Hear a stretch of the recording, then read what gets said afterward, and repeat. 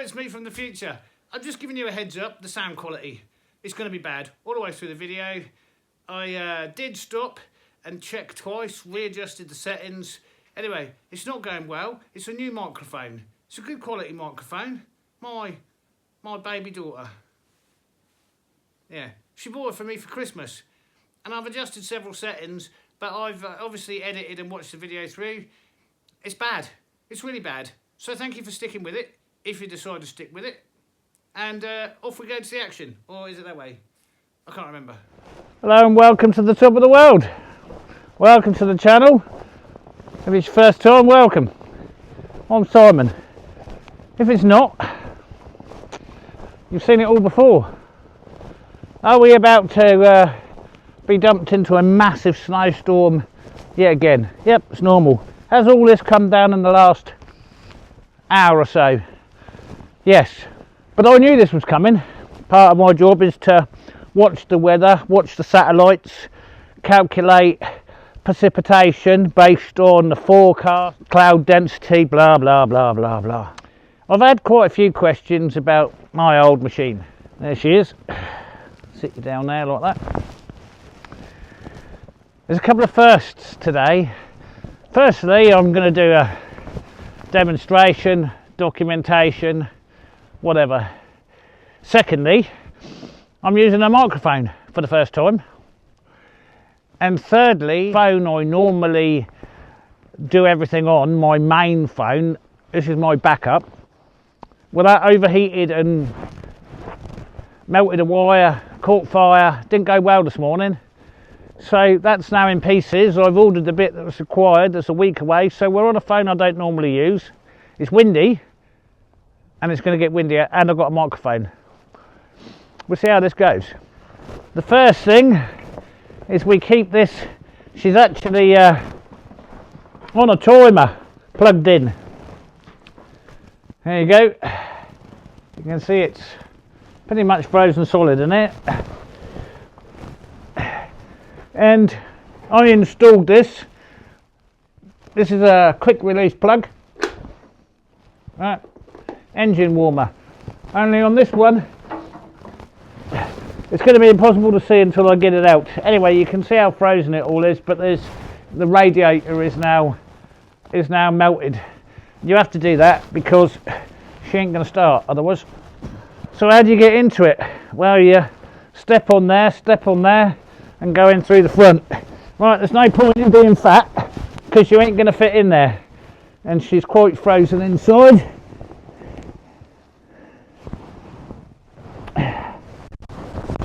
So, well, nice. Oh, very frozen inside. Very basic control panel, most of which I've disconnected, doesn't work. Switch on, and we get our start light. You can hear the fan to the heater. We've been asked a lot about that. And then press the old start button.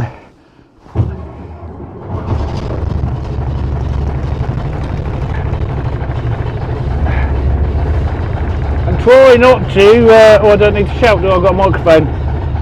Try not to use any throttle for a minute, and then you'll have to give it a little blip of throttle just to make sure she starts to charge, and we'll know that because the charge light will go out. There we go. My light panel for my new LEDs is up here. We can switch those on.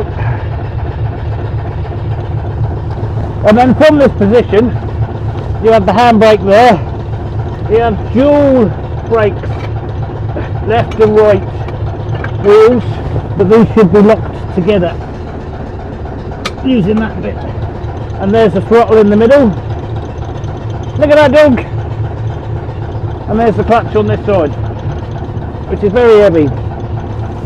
And then we have two main hydraulic sticks, rise and fall, and swivel on the bucket. And then over here, our big lever that goes forwards and backwards, and there's our gear stick. So we have 4 gears, and forward and reverse. So lift the bucket, pull back on this, and to tilt the bucket, pull back on that one. Alright.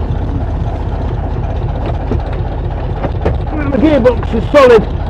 It takes a while for the gearbox to warm up, but we'll get her out.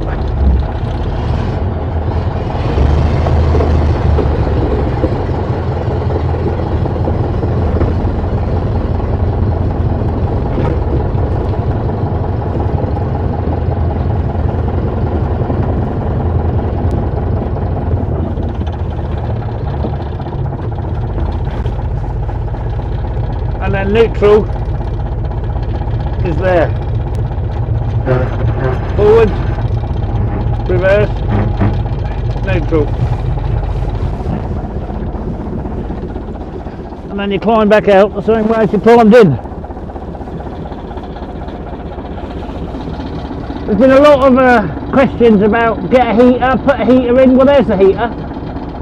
In the 10 years I've had this, it's never worked, so I got it working this summer because it was blocked up with oil, because there's oil in the water obviously,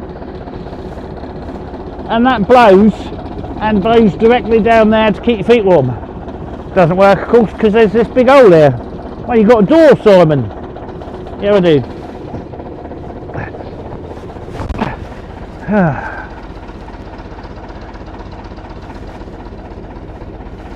He's playing his favourite game. Right. Now you'll notice there's no engine cover on this side. There is on the other side. The engine cover is over here. There's the engine cover. Right where I want it.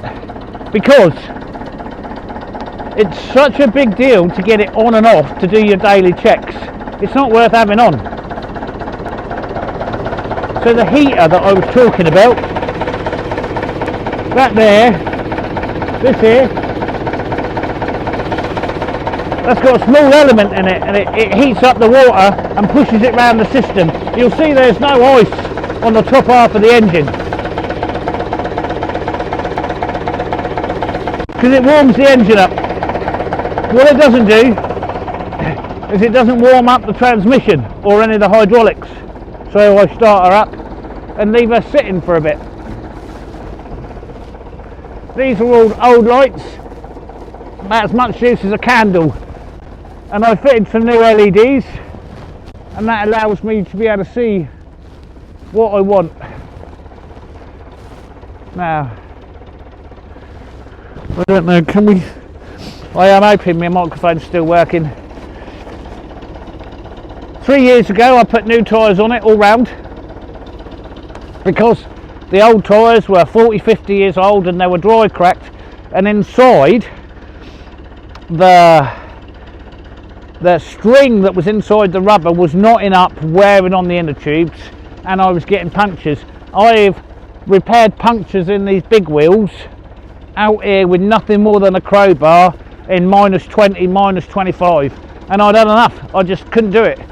There's a lot of things I haven't been able to do since I ruptured a disc in my back. It's been operated on now, but I'm just a bit slower than I used to be.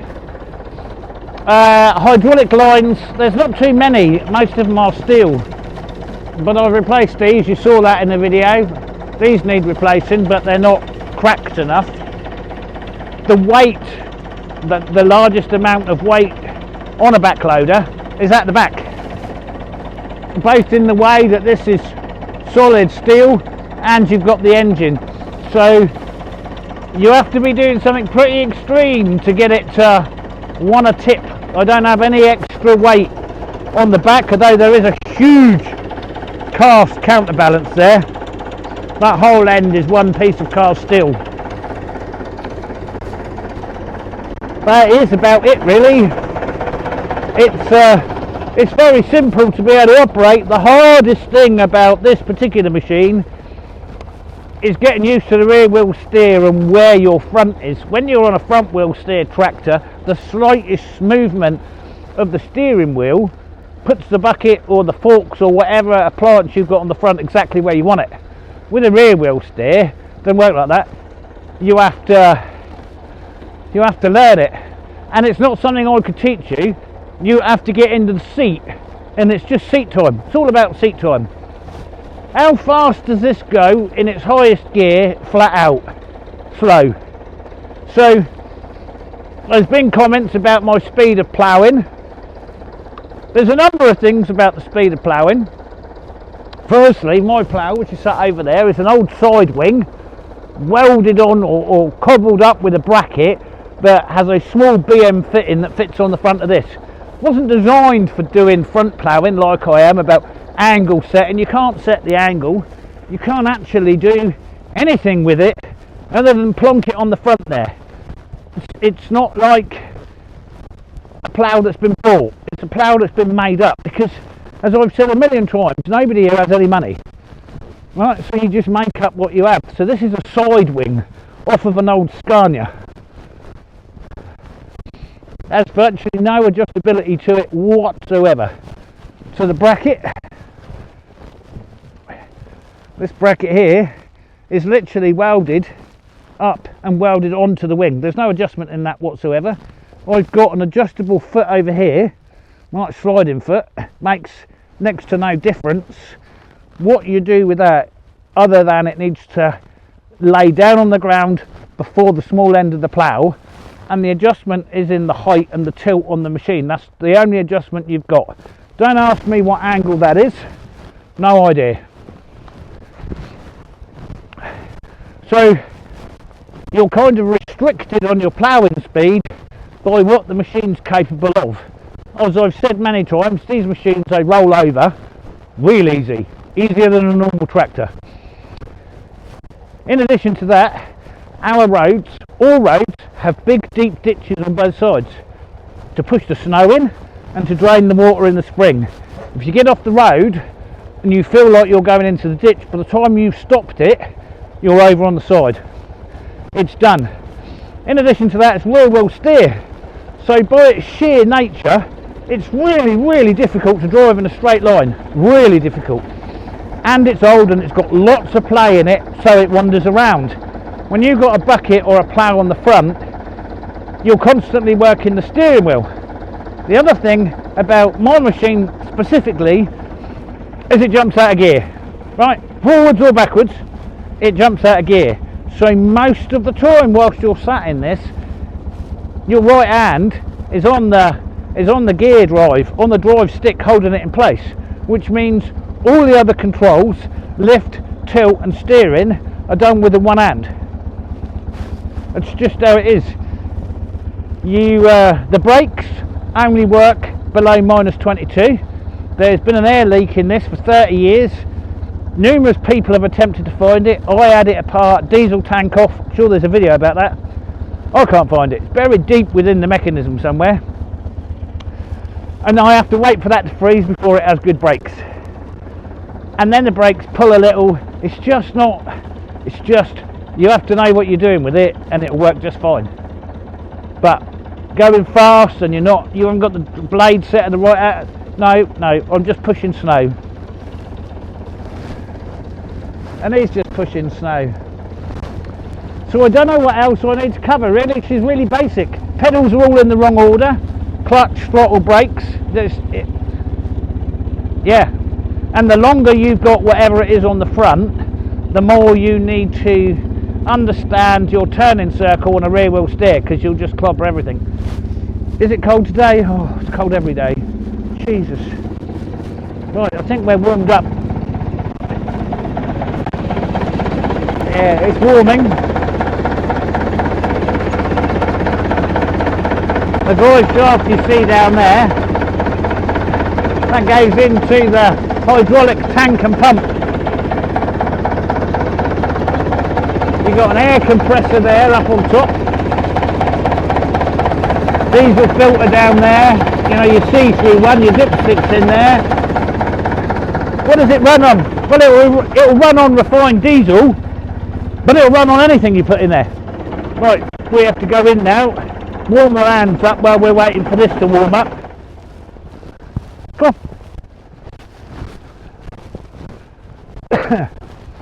And we're going to have a lot more than this by the time we're finished. So we'll start off by doing a bit of clearing with the bucket, and then we'll have to swap for the plough and start ploughing the roads.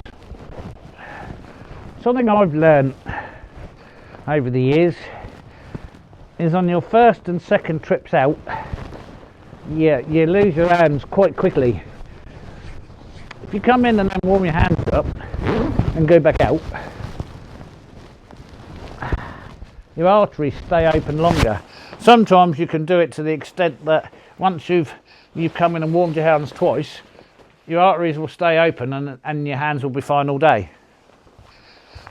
But that ain't always the case, is it? Now we have to tend to the hund.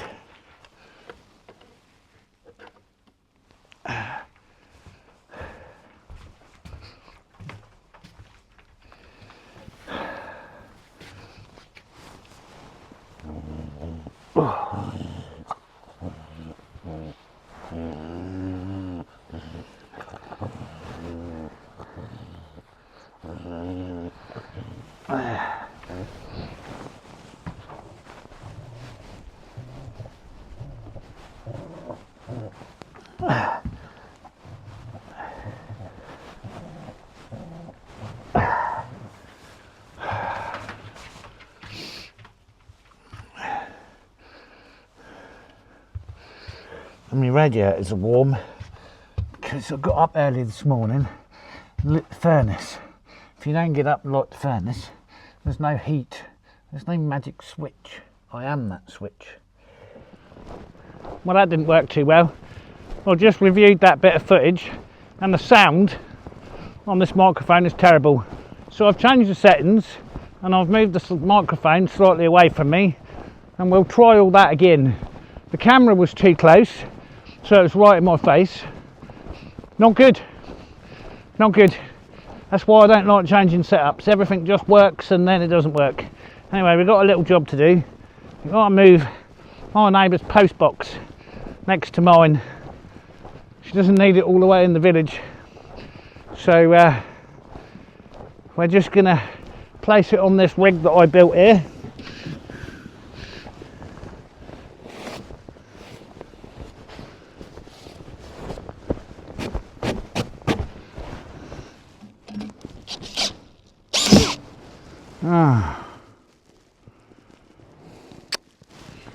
None of this is going well.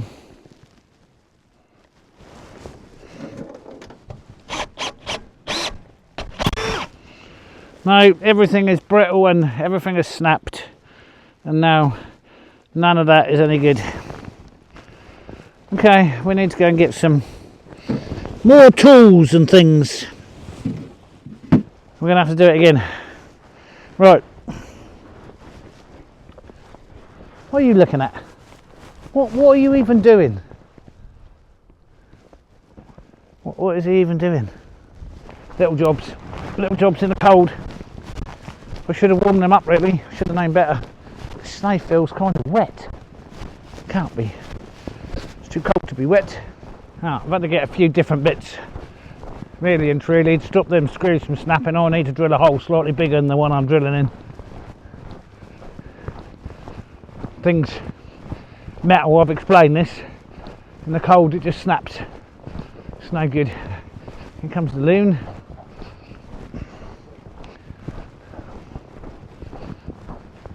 There goes the postman. So he's going to be coming here real soon.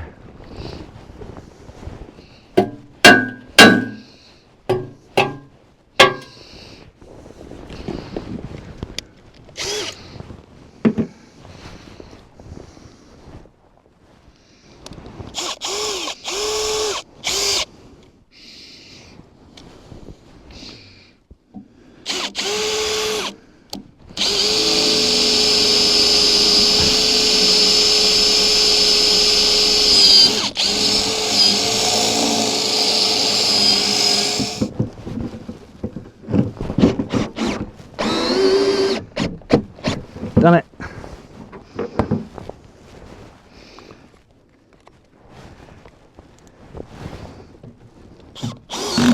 There we go. Done.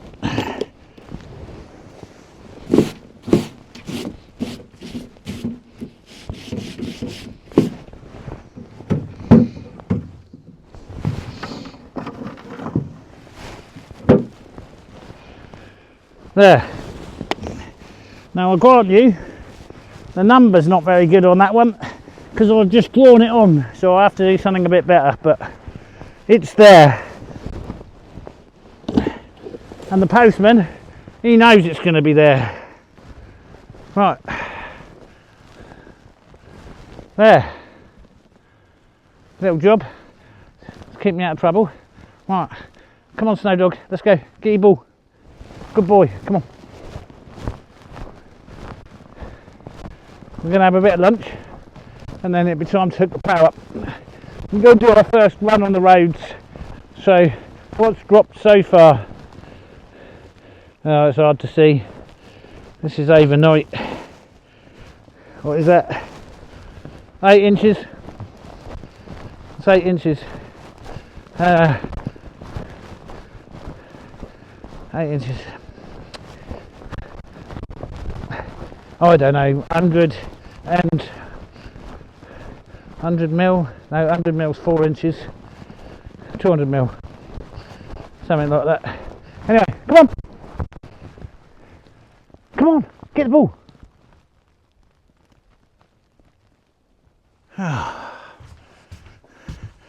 What sort of state have you got yourself into, huh? Yeah.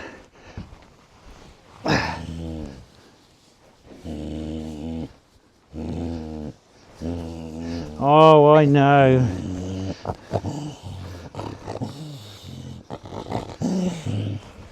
Yeah. Oh, I know.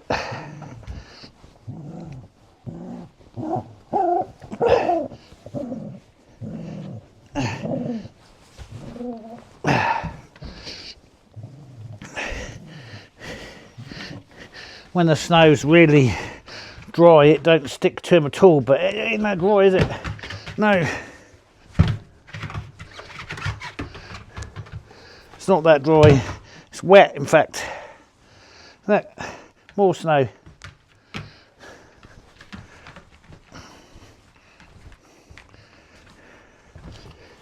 Oh. Okay, lunch.